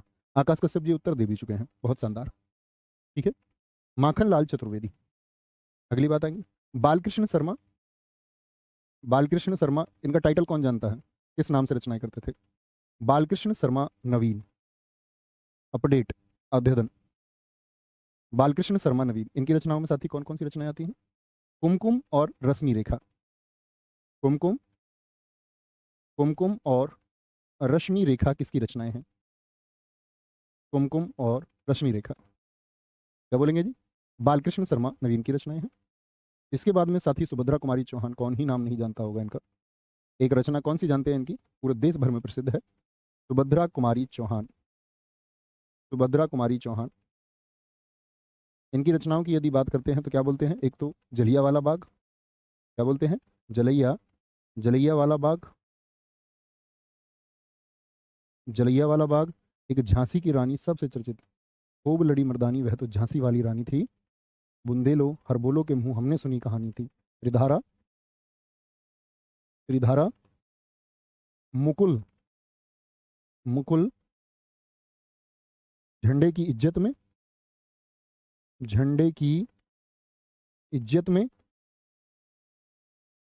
और साथ ही एक रचना है इनकी स्वदेश के प्रति, मतलब रचना का नाम है स्वदेश के, स्वदेश के प्रति, स्वदेश के प्रति, ठीक है। स्वदेश के प्रति। सनी, सौरभ जी, प्रदीप कुमार, एकदम सही उत्तर दिया था आप सब लोगों ने। कोई दिक्कत, कोई परेशानी किसको? सुभद्रा कुमारी चौहान जी। अब ये तो हम पढ़ रहे थे साथी कौन सा युग? छायावाद युग। छायावाद युग के बाद में कौन सा युग हमको पढ़ना था? छायावादोत्तर काल। मुझे समय बताएंगे। उसके बाद में प्रयोगवादी, फिर प्रयोगवाद और नई कविता की तरफ हम चलेंगे। छायावाद के बाद में छायावादोत्तर। कितना टाइम पीरियड मैंने लिखाया था बताएंगे? तो छायावादोत्तर 1936 से लेकर के 1942, छायावादोत्तर काल, ठीक है। छायावादोत्तर काल की शुरुआत दरअसल में तब हुई जब हिंदी में एक लेखकों का संघ बन गया और वह हिंदुस्तान का पहला लेखकों का संघ हुआ। यहाँ पर लिखना 1936 में, 1936 में, 1936 में प्रगतिशील लेखक संघ की स्थापना हुई। प्रगतिशील, प्रगतिशील लेखक संघ की स्थापना हुई। लेखक संघ की स्थापना हुई। प्रगतिशील लेखक संघ की स्थापना कहाँ पर हुई थी साथी? ये आपका लखनऊ में। क्या बोलोगे? लखनऊ में ये स्थापना हुई साथी। और इसके जो प्रथम अध्यक्ष बनाए गए वो कौन थे? प्रथम अध्यक्ष इसके बनाए प्रेमचंद जी। किसको? मुंशी प्रेमचंद। मुंशी प्रेमचंद ये इसके पहले अध्यक्ष बने। और इसके बाद में जो रचनाएं हुई प्रगतिशील लेखक संघ की निगरानी में, या बोले उनके अनुसार, तो उन रचनाओं को हम रखते हैं किसमें? छायावादोत्तर काल में। और छायावादोत्तर काल में पहला नाम आता है किसका? क्या बोलेंगे जी? पहला नाम आता है भैया केदारनाथ अग्रवाल का। केदारनाथ अग्रवाल, जिनको किस नाम से हम जानते हैं? बालिंदु के नाम से जानते हैं। बालिंदु, बालिंदु, सॉरी, बालिंदु। उनकी रचनाओं की साथ ही बात करते हैं तो क्या बोलेंगे? बोल बोल अबोल, बोल बोल अबोल, बोल बोल अबोल किसकी रचना है? बालिंदु जी की रचना है। अपूर्वा, अपूर्वा, नींद के बादल, नींद के बादल, और युग की गंगा। क्या बोलेंगे? और युग की गंगा, युग की गंगा, ये किसकी रचनाएं हैं साथी? तो आप कहेंगे जी ये केदारनाथ अग्रवाल की। जो छायावादोत्तर काल है आपका, तो यानी कि 1936 के करीब की जितनी भी रचनाएं हैं, 1936 में बहुत सारी रचनाएं हुई। अगर हम बात करें 1935, 36, 37 में हरिवंश राय बच्चन जी बहुत प्रसिद्ध हुए, ठीक है। तो दिक्कत सर, हिंदी साहित्य के बाद पूरी हिंदी खत्म हो जाएगी ना? जी भाई साहब, पूरी हिंदी खत्म हो जाएगी, फिर तुम छुट्टी मारना। तो आराम से रिवाइज करते रहना चीज़ों को। एक बात बताओ, जितना साहित्य हम अब तक पढ़ चुके हैं उतना आप में से कितने लोगों को याद है? उतना साहित्य कितने लोगों को याद है कि अच्छे से रिवीजन किया होगा? पूरा नहीं याद होगा, जरूरी नहीं है, लेकिन शायद 1, 2, 3, 4 बार पढ़ेंगे। तो उसको पढ़ते रहना भाई जब तक आपकी परीक्षा आए, है ना। नागार्जुन का नाम आता है। नागार्जुन, जिनको भारत का राजनीतिक कवि कहा जाता है। नागार्जुन उपनाम थे इनके। क्या बोलोगे? भारत का राजनीतिक कवि, भारत का, क्या बोलोगे? राजनीतिक कवि। और साथ में एक उपनाम है इनका यात्री। यात्री उपनाम से कौन रचनाएं लिखता था? तो कौन है? नागार्जुन। कौन कौन सी रचनाएं हैं? जैसे प्यासी पथराई आंखें, प्यासी पथराई आंखें, प्यासी पथराई आंखें किसकी रचना है? नागार्जुन की। भस्मांकुर किसकी रचना है? भस्मांकुर, आप कहेंगे भैया नागार्जुन। तुमने कहा था, तुमने कहा था, इसमें प्यासी पथराई आंखें परीक्षाओं में बहुत पूछा जाता है साथी, बहुत, ठीक है। तुमने कहा था। बादलों को घिरते देखा है, ये आपने अक्सर शायद देखते होंगे, आप परीक्षाएं तो प्रीवियस ईयर को भी देखते होंगे, अन्य परीक्षाओं को भी देखते होंगे। तो बादलों को घिरते देखा है एक प्रसिद्ध रचना है, किसकी है? यात्री की, यानी कि नागार्जुन की प्रसिद्ध रचना है, ठीक है। एक हुए साथी आपका शिव मंगल सिंह सुमन, छायावादोत्तर काल में। शिव मंगल सिंह सुमन, मतलब नाम क्या था उनका? शिव मंगल सिंह, और सुमन उनका शीर्षक था। सुमन नाम से रचनाएं लिखते थे, शिव मंगल सिंह सुमन। कौन कौन सी रचनाएं लिखी? मिट्टी की बारात। क्या बोलेंगे? मिट्टी की, मिट्टी की, मिट्टी की बारात, ठीक है। ये हमेशा याद रखना है आप लोगों को। और साथ ही आपका एक रचना उन्होंने लिखी हिल्ला नाम से, हिल्ला, ठीक है, हिल्ला, शिव मंगल सिंह सुमन। आगे आते हैं। शिव मंगल सिंह सुमन के बाद में इसी छायावादोत्तर काल में आपके हुए वासुदेव सिंह त्रिलोचन। वासुदेव सिंह, वासुदेव सिंह त्रिलोचन, वासुदेव सिंह त्रिलोचन। जिन्होंने साथी रचनाएं लिखी आपकी, उस जनपद का कवि हूं। क्या लिखी? उस जनपद का कवि हूं। बहुत महत्वपूर्ण मार्क करना। उस जनपद का कवि हूं, काव्य को हम पढ़ रहे हैं अभी। और फिर आया आपका ताप के ताए हुए दिन। ताप के ताए हुए दिन। ताप के ताए हुए दिन छायावादोत्तर काल की प्रसिद्ध रचनाओं में से एक है, ताप के ताए हुए दिन। ठीक है, आगे आएंगे। ताप के ताए हुए दिन। अच्छा, एक चीज हम इसमें भूल गए, जो सिलाएं तोड़ते हैं, एक रचना यहाँ से याद आई। ताप के ताए हुए दिन के साथ में इसी वर्ष की एक प्रसिद्ध रचना है, इसी वर्ष की आपका 1941 की प्रसिद्ध रचना है एक, हमने कहाँ पर बात की थी साथी? केदारनाथ अग्रवाल जी के बारे में। वहां पर ये रचना भी नोट कर लेना, एक कौन सी? जो सिलाई तोड़ते हैं। और यहाँ पर ये पूछी जाती है, जो जो सिलाई तोड़ते हैं, जो सिलाएं तोड़ते हैं। और इसी के साथ की एक रचना है, फूल नहीं रंग बोलते हैं। कौन सी? जो सिलाई तोड़ते हैं और फूल नहीं रंग बोलते हैं। रंग, फूल नहीं रंग बोलते हैं। ये रचनाएं भी साथी उसमें ऐड करेंगे। ठीक है, बहुत बढ़िया। काजल सिंह कह रहे हैं सर हमारे पास पढ़ने के अलावा कोई ऑप्शन नहीं है। बिल्कुल, आपको पढ़ना चाहिए फिर, ऑप्शन नहीं है तो, वरना ऑप्शन तो होते हैं हमेशा। ठीक है, मंगल सिंह सुमन हो गए, वासुदेव सिंह त्रिलोचन हो गए साथी। कौन कौन सी? उस जनपद का कवि हूं मैं और ताप के ताए हुए दिन। फिर आते हैं आपके धर्मवीर भारती। धर्मवीर भारती। और धर्मवीर भारती की रचनाएं कौन कौन सी साथी बोलेंगे? आपका ठंडा लोहा, ठंडा लोहा काव्य रूप में, अंधा युग, अंधा युग, अंधा युग, तनुप्रिया, तनुप्रिया, और देशांतर, देशांतर। ये धर्मवीर भारती जी की रचनाएं हैं। फिर आता है नाम गजानन माधव मुक्तिबोध का। गजानन, गजानन माधव मुक्तिबोध, गजानन माधव मुक्तिबोध। गजानन माधव को किन रचनाओं के लिए साथी जाना जाता है? दो तो प्रसिद्ध रचनाएं हैं उनकी। गजानन माधव की रचनाओं के लिए कौन कौन सी? चांद का मुंह टेढ़ा है, बहुत पूछी जाती है, बहुत इंपॉर्टेंट, मार्क करना। चांद का मुंह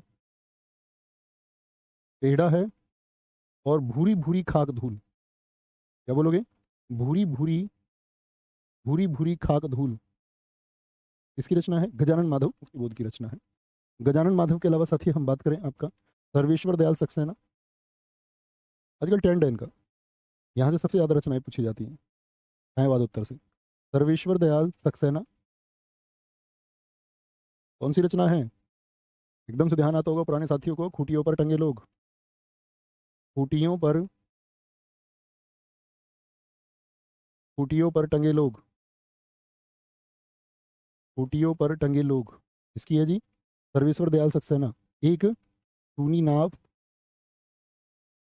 और आपका जंगल का दर्द, जंगल का दर्द, सर्वेश्वर दयाल सक्सेना। और फिर आते हैं इस युग के महान कवि रामधारी सिंह दिनकर। सर यूपीएसआई की वैकेंसी कब तक आएंगी? दोस्त मैं नहीं जानता इस बारे में, आपको लगता है कोई जानता होगा इस बारे में? सरकार स्वयं नहीं जानती इस बारे में। हाँ, कब बनाएंगे वो? ऐसा हो सकता है कि अभी आपके, जो मुझे लगता है इलेक्शन से पहले दे दें और एग्जाम बाद में कराएं। ठीक है, बहुत बढ़िया वेदांश कौशिक जी, हमेशा बहुत सारा प्यार साथी। ठीक है, सर्वेश्वर दयाल सक्सेना। इसके बाद में आते हैं साथी कौन? रामधारी सिंह दिनकर। रामधारी सिंह दिनकर। राष्ट्रकवि कौन बताए थे, बताएंगे? इन्होंने स्वयं को कहा था मैं डिप्टी राष्ट्रकवि हूं। स्वयं को क्या बोल दिया था इन्होंने? रामधारी सिंह दिनकर जी ने स्वयं को ही बोला था। क्या बोलेंगे? उपनाम लिख सकते हैं आप इनके, उपनाम डिप्टी राष्ट्र कवि। मैंने कल भी आपको बताई ये बात, डिप्टी राष्ट्र कवि, अधैर्य का कवि। क्या बोलते हैं? अधैर्य का कवि। अधैर्य का कवि मतलब धैर्य नहीं है, अधैर्य का कवि। और समय सूर्य, समय सूर्य। ठीक है, समय सूर्य, रामधारी सिंह दिनकर, समय सूर्य। कौन कौन सी रचनाएं हैं साथी, अगर मैं आपसे जानना चाहूँ तो उर्वशी सबसे प्रसिद्ध रचना है 1935 की, 1935। और इसी रचना के लिए क्या मिला उनको बताएंगे? इसी रचना के लिए 1972 में हिंदी साहित्य का सर्वोच्च ज्ञानपीठ पुरस्कार उनको मिला। 1972 में क्या बोलोगे? ज्ञानपीठ पुरस्कार प्राप्त है। 1972 में ज्ञानपीठ पुरस्कार प्राप्त है। आत्मा की आंखें, आत्मा की आंखें, आत्मा की आंखें, परशुराम की प्रतीक्षा, परशुराम की प्रतीक्षा, कुरुक्षेत्र, कुरुक्षेत्र, रसवंती, रसवंती, हुंकार, हुंकार, रेणुका, रेणुका, ठीक है, रश्मि रथी। बहुत चर्चित रचना है, आप बता सकते हैं रश्मि रथी किसके जीवन पर आधारित है? रश्मि रथी। इतिहास के आंसू, इतिहास के, इतिहास के आंसू, इतिहास के आंसू, ठीक है।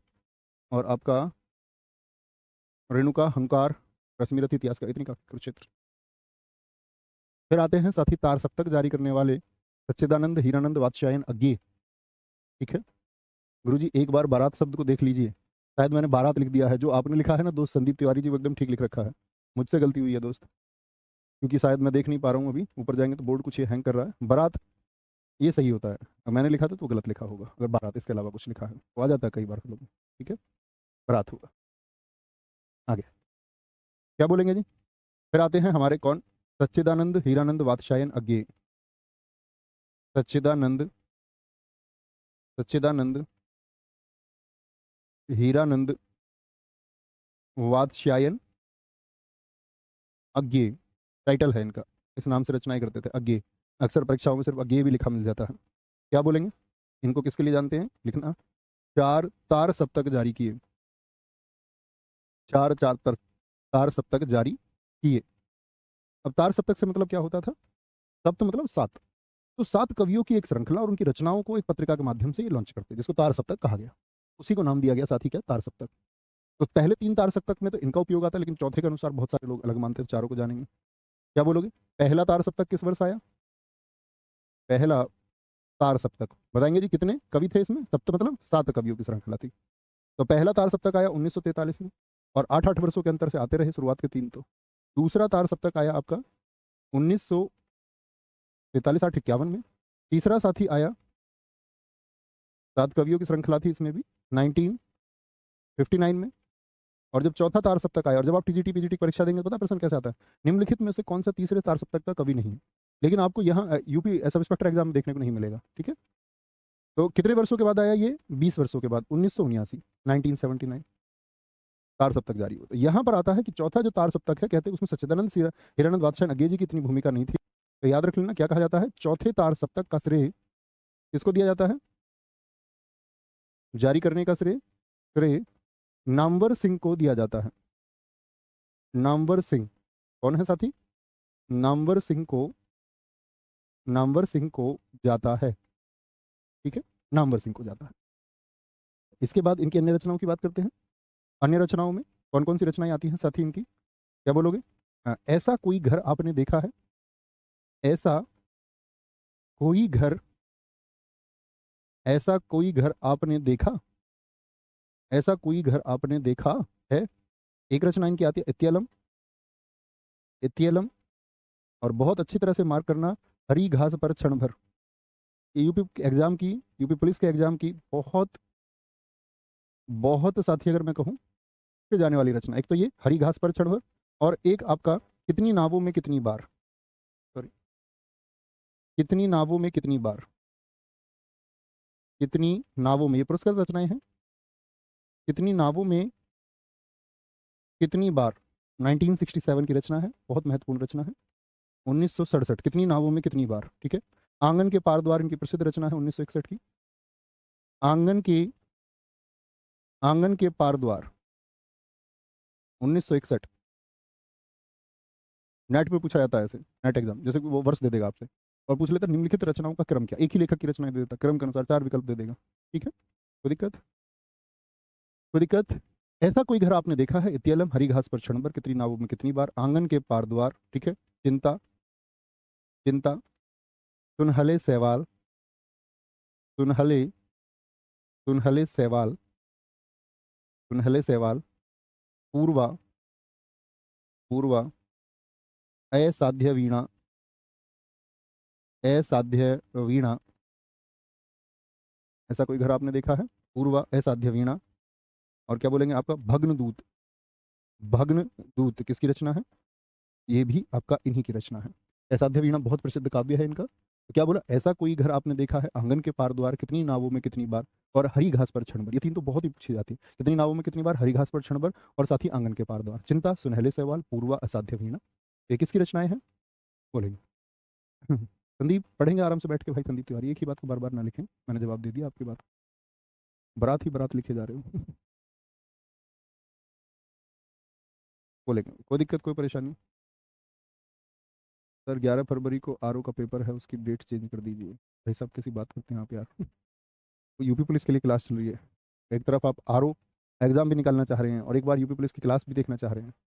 व्हाट इज दिस सिमेट्री मेरे भाई, एक स्तर तो बनाओ साथी तैयारी का कम से कम। हम्म, ये मानता हूँ कि मैं आप आरओ डिजर्व करते होंगे और बेरोजगारी के चक्कर में यूपी पुलिस भी देते होंगे, ये बात से मैं सहमत हूँ। लेकिन एक गागर में सागर के बिना अपनी तैयारी को अधूरा समझ रहे हो, वो भी यूपी कांस्टेबल की तैयारी को, और आरओ डिजर्व करते हो, इस बात पर मुझे साथी संदेह है ना। ऐसा ना करो प्लीज, थोड़े अच्छे छात्र बनो यार, थोड़े से विकसित बुद्धि के, थोड़े से विकसित मानसिकता के। अब आता इसी दौर में जो लिखा गया साथी आपका लिखेंगे, जिनको हम कहते हैं हास्य व्यंग्यकार जो हुए, इसी दौर में कुछ हास्य व्यंग्यकार हुए। हास्य व्यंग्यकार मतलब 1936 के करीब की रचनाएं हैं, कई 35 की भी हैं, लेकिन लेते इसी वर्ग में हैं। जैसे जिसमें प्रमुख नाम आता है एक आपका चतुर्भुज चतुरेश का, चतुर्भुज चतुरेश, चतुर्भुज चतुरेश ने एक रचना लिखी है साथी, क्या नाम है, हंसी का फव्वारा, हंसी का फव्वारा, छायावादोत्तर काल की एक प्रसिद्ध रचना है। जैसे ईश्वरी प्रसाद शर्मा ने लिखा है, ईश्वरी प्रसाद शर्मा ने लिखा है चना चबेना, चना, चना चबेना, चना चबेना। शमशेर सिंह बहादुर, शमशेर सिंह बहादुर, शमशेर सिंह बहादुर लिखते हैं इस समय की रचनाओं में। ठीक है, इनकी रचनाएं क्या बोलेंगे उतनी व्यंग्य की नहीं थी, लेकिन इस दौरान लिखी गई, इस वर्ग के दौरान लिखी गई। हाँ, इतने अपने पास, इतने अपने पास साथी। और दूसरी रचना थी कहीं बहुत दूर से सुन रहा हूँ, बहुत इंपॉर्टेंट, मार्क करना है इसको, कहीं बहुत दूर से सुन रहा हूँ, कहीं बहुत दूर से, दूर से सुन रहा हूँ, सुन रहा हूँ। फिर आते हैं अपने हरिवंश राय बच्चन जी, हरिवंश राय बच्चन, जानते हो ना किनके पिताजी हैं, बच्चन नाम से ही पता चल गया होगा। हरिवंश राय बच्चन, बच्चन बोल दिया उन्होंने खुद को, उन्होंने बोला कि हम किसी एक धर्म के पक्ष में नहीं है विशेषतः, हम सबसे ही अलग हैं, अपने आप को उन्होंने बच्चन बना लिया। क्या बोलेंगे, हरिवंश राय बच्चन। क्या बोलेंगे जी, आपका इसमें आता मधुशाला, इसी रचना से चर्चित हुए, मधुशाला 1935, मधु, मधुबाला, शाला के बाद में मधुबाला 1936, मधुबाला 1936 की रचना है। मधु कलश, कलशनिकाव 1937, 1937। क्या बोलोगे, एकांत संगीत, एकांत संगीत। और साथ ही आपका क्या, अग्निपथ, अग्निपथ। और एक रचना कौन सी, हलाहल। क्या बोलोगे, हलाहल। और एक रचना साथी आपका खादी के फूल, खादी के फूल। ये किसकी रचना है, हरिवंश राय बच्चन जी की रचना है, मधु मधु नाम से। क्या बोलेंगे,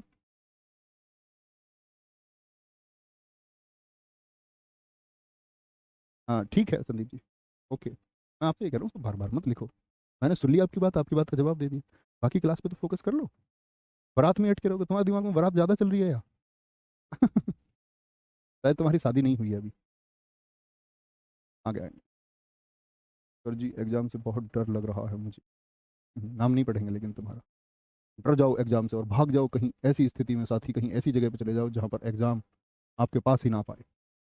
बच जाओ उससे। हर व्यक्ति को अपने डर से दूर भाग जाना चाहिए, डर के एकदम से। आगे कोई दिक्कत? माता पिता को ये पता चले यार इतना कमजोर ब्लड हमारा है, तो कैसे पता, कैसे महसूस होगा उनको? बोले हम तो सोच रहे हमारी स्थिति को ठीक करेगा, ये तो डरपोक है। डरपोक। और कल को तुम्हारे बच्चे क्या बोलेंगे, हमारा पापा डरपोक था। ये पता नहीं, तुम मम्मी भी हो सकती हो किसी की, नाम से पता भी तो नहीं चलता, बोले हमारी मम्मी डरपोक थी। हिंदी गद्य का विकास साथी, यहाँ पर हमारा काव्य खत्म होता है और फिर हम चलते हैं हिंदी गद्य की ओर। हिंदी, ये तो कविताओं की बात हम कर रहे थे। हिंदी गद्य का विकास, भाई पढ़ लिया करो, मत किया करो इधर उधर की बातें। और आती हैं चलो दिमाग में बातें, ये भी माना तो बैठ के मंथन करो ना उस बात के बारे में कि कहीं मैं मूर्खता का सवाल तो नहीं पूछ रहा, कहीं मैं मूर्खता तो नहीं कर रहा, उसका जवाब आप ही को मिल जाएगा। फिर आप सोचोगे ऐसे तो यार मैं कितना बड़ा मूर्ख हूँ। हैं? थोड़ा सोचा करो क्या बोलते हो, कुछ भी नहीं बोलना दुनिया में। क्या बोलोगे? हिंदी गद्य की पहली रचना, हिंदी गद्य की पहली रचना किसको माना जाता है? सारे साथी आंसर करेंगे जो जानते होंगे। हिंदी गद्य की पहली रचना भैया जी वर्ण रत्नाकर को माना जाता है। वर्ण रत्नाकर जो गद्य रूप में लिखी गई, वर्ण रत्नाकर किस भाषा में लिखी गई थी? मैथिली भाषा में। लेखक कौन है बता सकते हैं? मैथिली भाषा में। और लेखक कौन थे इसके? लेखक थे इसके ज्योतिरीश्वरी ठाकुर। ज्योतिरीश्वरी ठाकुर कौन थे इसके लेखक थे, ये आपको पता होना चाहिए। फिर आता है, जैसे हिंदी गद्य तो हो गया, एक खड़ी बोली गद्य की पहली रचना पूछी जाएगी। खड़ी बोली गद्य की पहली रचना, यहाँ से बहुत प्रश्न पूछे जाते हैं साथी। खड़ी बोली गद्य की, खड़ी बोली मतलब हिंदी गद्य की पहली रचना कौन सी है? खड़ी बोली गद्य की पहली रचना साथी किसको माना जाता है? वो माना जाता है गोरा बादल की कथा को। गोरा बादल की कथा।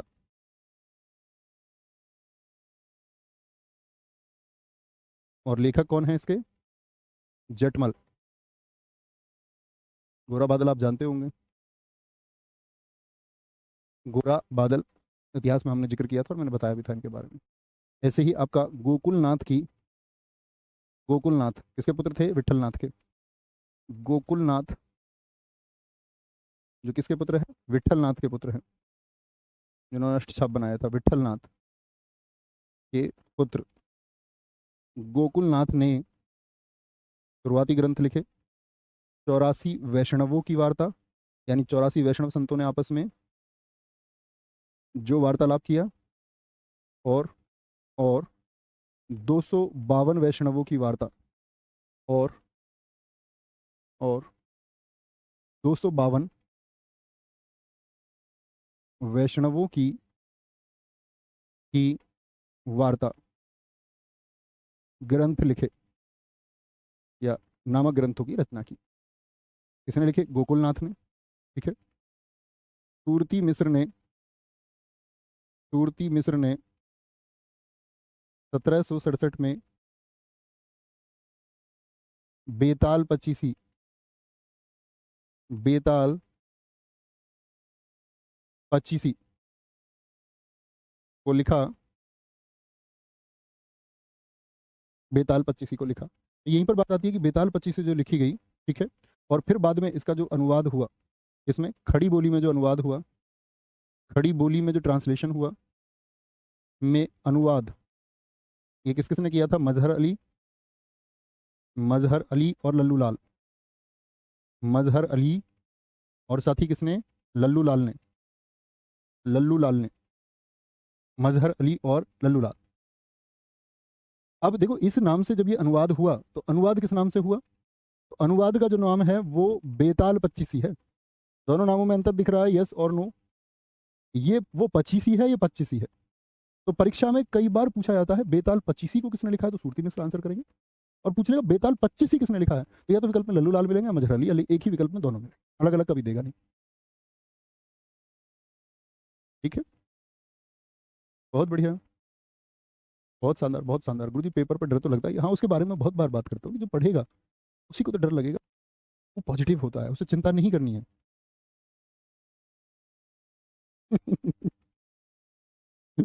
राहुल जी कह रहे भैया मैं तो सन्यासी बनने जा रहा हूँ, बन जाओ भाई। सूरती मिश्र ने 1767 में बेताल पचीसी को लिखा। खड़ी बोली में अनुवाद है मजरहल अली और लल्लू लाल, और खड़ी बोली में जो अनुवाद है उसको बेताल पचीसी ने लिखा। लेकिन दोस्त एक बात सुनिए, एक बात सुनिए, ये जो मन है ना, मन, मन की परिभाषा शायद मैंने आपको बताई। जो नहीं है वो इसे चाहिए, मन की प्रवृत्ति है ये। आप इसके लिए प्रयास कीजिए या तो इसको बदलने का, लेकिन आप नहीं बदल पाएंगे। आप एक दिन ये जानोगे कि इसको दूर से बैठ के देखना है। दुनिया में 100 बेहतरीन उपलब्ध चीज़ों में से यदि 99 भी तुमको दे दी जाए, तो फिर मस्तिष्क इस बात को कहेगा कि वो एक मेरी क्यों नहीं है, वह एक वस्तु भी मेरी होनी चाहिए। मतलब जो उसके पास नहीं है वो उसी तरफ जाएगा। आपके पास ब्लैक शर्ट है तो वो मन कहेगा आपके पास एक व्हाइट शर्ट भी होनी चाहिए। मन की प्रवृत्ति ही ऐसी है, जो नहीं है और जो आपके पास हो जाएगा उसके विपरीत बात करेगा। जब आप सन्यास की तरफ चले जाएंगे तो गृहस्थ की ओर जाने का मन करेगा, और जब गृहस्थ में जाएंगे तो सन्यास की ओर जाने का मन करेगा, क्योंकि मन है ही ऐसा। तो उसको समझ लेना है और ये जान लेना, अच्छा इसकी तो प्रकृति ही ऐसी है, इसका नेचर ही ऐसा है, फिर जाके कहीं तसल्ली मिलेगी। और ये नहीं समझ पाओगे तो फिर भटकाव है ही है। फिर तो भैया ये समझो खुशी कहीं छिन गई, फिर तो कहीं उलझे रहोगे। ठीक है, कोई दिक्कत। तो यहीं पर आता था लल्लू लाल। लल्लू लाल की कौन सी रचनाएं हैं साथी बताएंगे? कितने साथी बता सकते हैं? लल्लू लाल, लल्लू लाल की रचनाएं कौन कौन सी हैं? माधव विलास, माधव विलास,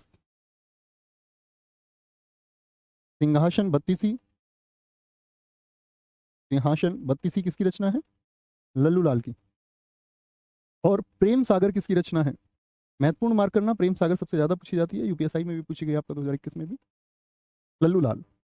और इसी शाखा के 4 प्रमुख हैं, जैसे सदा सुखलाल हैं, सदा सुखलाल, सदा सुखलाल, जिनकी रचनाओं में साथी आता है आपका किसका? सदा सुखलाल नियाज नाम से रचनाएं लिखते थे, ये भी लिख लेना, सदा सुखलाल नियाज भी इनको हम कहते हैं, नियाज, सदा सुखलाल नियाज। कौन कौन सी रचनाएं हैं? सुख सागर, महत्वपूर्ण मार्क करना साथी, बहुत पूछी जाती है। सुख सागर, सूर सागर नहीं, सुख सागर, सुख सागर। और आपका मुंतत्वारिख, क्या बोलोगे? सॉरी, मुंथक, क्या बोलोगे? मुंथक बुत्वारिख। ये किसकी रचनाएं हैं? ये सदा सुख लाल की रचनाएं हैं। फिर नाम आता है ईशा उल्ला खां, ईशा उल्ला खां का नाम आता है इन 4 में, जिन्होंने क्या लिखा था आपका? रानी केतकी की कहानी, जिसको हम उदयभान चरित के नाम से भी जानते हैं, रानी केतकी की कहानी। अन्य नाम क्या है इस रचना का? इस रचना को अन्य नाम है साथी आपका उदयभान चरित्र। इस रचना को हम उदयभान चरित के नाम से जानते हैं। क्या कहेंगे जी? रानी केतकी की कहानी। और सबसे महत्वपूर्ण बात क्या है कि रानी केतकी की कहानी जो है, ये क्या बोल देंगे आपको? हिंदी की पहली गद्य में लिखी गई कथा है, हिंदी की पहली मौलिक गद्य कथा इसको माना जाता है। तो मौलिक गद्य कहानी पहली पूछी जाए या गद्य कथा नाम से पूछी जाए तो आप कहेंगे कौन सी है जी? रानी केतकी की कहानी है। तो एक तो हो गए लल्लू लाल, एक हो गए आपका सदा शुक्ला, एक हो गए आपके साथी इंसा उल्ला खां। चौथे कौन नाम है, बता सकते हैं क्या? चौथे कौन नाम है साथी इसी में? चौथा नाम आता है सदल मिश्र का, सदल मिश्र का नाम आता है चौथा। और सदल मिश्र जी की रचना है साथी आपकी कौन सी? नासिकेतोपाख्यान, जिसको चंद्रावली के नाम से हम जानते हैं, नासिकेतोपाख्यान। इस नाम से दोस्त हम इसको जानते हैं, चंद्रावली के नाम से जानते हैं। क्या बोलोगे? चंद्रावली के नाम से इसको हम जानते हैं, चंद्रावली। आगे आगे, कोई दिक्कत, कोई परेशानी? Very good very good. हाँ सौरभ नहीं लिखवाएंगे, आवश्यकता ही नहीं है उनकी, जो नहीं लिखवाया उसकी आवश्यकता नहीं है। ठीक है, सदल मिश्र की। तो ये चारों याद रख लेंगे, एक तो लल्लू लाल, एक आपका क्या बोलोगे? ईशा उल्ला खां, एक सदा आपका सदल मिश्र हो गए, और एक सदा सुखलाल नियाज। इन चारों नामों को कभी नहीं भूलें। ठीक है सर जी। हिंदी, हाँ बिल्कुल शिवम, एकदम ठीक कह रहे हैं, बावरा है मन। बोलेंगे जी। तो कितने दिन में खत्म हो जाएगा भाई? अब तो 2-3 दिन का बच रहा होगा मुश्किल से, 2-3 दिन का बचा हुआ है। मैंने आपको कहा कक्षाओं की गिनती ना करें प्लीज़, हम थोड़ा सा पढ़ते हैं। तो ऐसा नहीं है कि हम भरमार बहुत सारा पढ़ ले रहे हैं, हम चुनिंदा चीज़ें पढ़ रहे हैं। आप बस रिवाइज करते रहिए। मेरे हिसाब से 2-3 मैक्स 4 हो जाएगा, क्योंकि हमको इसमें पुरस्कार भी सारे जो पूछे जाते हैं, चाहे सोवियत लैंड पुरस्कार हो, चाहे सलाहका हो, चाहे साहित्य अकादमी हो, चाहे ज्ञानपीठ है, तो उनके बारे में हम जानेंगे थोड़ा थोड़ा ना। ठीक है, आशीष यादव जी बहुत सारा धन्यवाद। कोई दिक्कत, कोई परेशानी? कल हम चलेंगे साथी आपका कहाँ पर? पत्रकारिता की तरफ, जिसमें मैं आपको अखबारों के बारे में बताऊंगा, जिसमें हम जिक्र करेंगे आपका उदंत मार्तंड एक साप्ताहिक अखबार था, समाचार सुधावर्षण की हम बात करेंगे, वो एक दैनिक अखबार था, यूपी के अखबारों की बात करेंगे, अन्य प्रसिद्ध पत्रिकाओं की बात करेंगे, कहाँ कहाँ से प्रश्न पूछे जाते हैं, और ऐसे ही आगे बढ़ते रहेंगे, फिर उपन्यास की तरफ, और फिर हमारा खत्म हो जाएगा पुरस्कारों की तरफ। ध्यान रखिए। जय हिंद, जय भारत, नमस्ते। बस चीज़ों को बहुत अच्छे से पढ़ते रहिए और रिवाइज करते रहिए। एक अच्छा छात्र जानता है कि उसको क्या पढ़ना है, बात उसकी है जो अच्छा होने की तरफ अग्रसर है। तो प्लीज़ साथी आप मेहनत कीजिए। बाकी हर एक ब्राइट स्टूडेंट जानता ही होगा कि उसके लिए क्या जरूरी चीज़ें हैं। तो रिवीजन सबसे पावरफुल की है आपके सिलेक्शन की। आप कितना और जान लेंगे इस बात का महत्व नहीं है, जितना आप जान चुके हैं वो चीज़ें आपकी तैयार हैं बहुत शानदार तरीके से, वो कॉन्सेप्ट आपको क्लियर है या नहीं है, इस बात का महत्व है साथी सिलेक्शन में। जानते तो बहुत कुछ है और बहुत सारे साथी छात्र जानते हैं, और बहुत कुछ आप जान भी सकते हैं, लेकिन उसका परीक्षा से लेना देना नहीं है। ठीक है, बहुत कुछ जानने वाले ऐसे लोगों को मैं बहुत अच्छे से जानता हूँ और सच में बहुत नॉलेजेबल पर्सन, लेकिन वो एक सिपाही परीक्षा पास ना कर पाए, ये व्यंग्य नहीं है उनके ऊपर, मतलब उनके ज्ञान का सम्मान है, वो अलग है, स्पेशल है। मेरे कई साथी हैं, लेकिन साथी आप परीक्षा यदि पास करना चाहते हैं तो उसके लिए आपको डेडिकेटेड नॉलेज की आवश्यकता है जो उस परीक्षा के लिए काम करे। और वो कैसे होगा कि जो सीखते हैं, जो अध्यापक हमको बताते हैं, उसको फॉलो करें और रिवाइज करें अच्छे से। ऐसा तो लाइक करें, सब्सक्राइब करें, तो क्या बोलेंगे, टीचर्स की गाइडेंस को फॉलो करें और रिवाइज करें, यही एकमात्र मूल है। उसको फॉलो करते रहिए, क्या पढ़ाया जा रहा है उसको अच्छे से पढ़ते रहिए, बार बार रिवाइज करते रहिए। कुछ साथियों की मानसिक शक्ति ज़्यादा होगी कि चीज़ें ज़्यादा लंबे समय तक याद होती होंगी, उसको अगर बीट करना है, उसको पछाड़ना है, तो आपको चीज़ें, अगर आप चीज़ों को भूलते हैं तो रिवाइज करनी होंगी, वही एकमात्र तरीका है। कोई कैप्सूल, कोई दवाई इसकी नहीं आती है, नहीं तो ठीक है, प्रैक्टिस कीजिए। और प्रैक्टिस इतनी शानदार होनी चाहिए कि एक बार मैंने इंटरव्यू सुना फेल्प्स का, फेल्प्स ने अपने इंटरव्यू में कहा कि सब लोग क्रिसमस की छुट्टी मना रहे थे, लेकिन वो बड़ा त्यौहार है साथी, है ना, जो आपका अगर हम बात करें जो क्रिश्चियंस हैं उनके लिए बहुत बड़ा त्यौहार है, जैसे कि हम सब लोग दिवाली, होली, रक्षाबंधन में शामिल होते हैं। उसने कहा कि सब लोग क्रिसमस की छुट्टी मना रहे थे, लेकिन मैं, एक ऐसा सिंगल डे नहीं था कि जिस टाइम मैंने जाकर प्रैक्टिस नहीं की हो, क्योंकि मैं ये महसूस कर चुका था कि जिस दिन मैंने प्रैक्टिस नहीं की उससे अगले दिन मैं उस गति से नहीं दौड़ पाया, मतलब कि तैरने के लिए बोल रहे हैं, उस गति से मैं नहीं तैर पाया।